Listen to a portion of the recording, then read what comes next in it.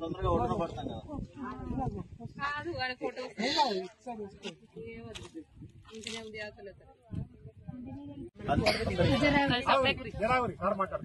అందరికీ నమస్కారం. యాదాద్రి భువనగిరి జిల్లా కలెక్టర్ హనుమంతరావు.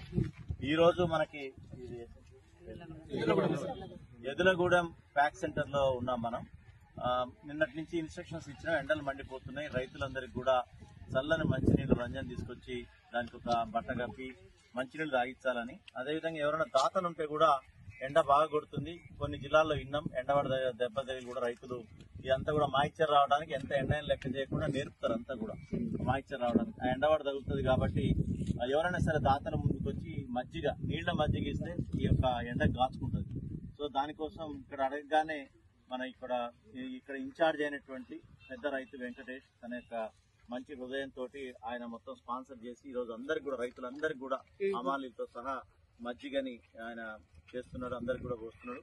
సో వీలైనంత వరకు ప్రతిరోజు కూడా కంటిన్యూ చేస్తానని మాట ఇచ్చినారు. వీళ్ళ తండ్రి గారు కూడా అంజయ్ గారు 85 ఏళ్ళు అయినప్పటికీ ఆయన ఇంకా వ్యవసాయం చేసుకుంటూ అన్ని పనులు చేసుకుంటున్నాడు. గతంలో కూడా ఆదర్శ రైతుగా ఆయన సన్మానాలు పొందిండు.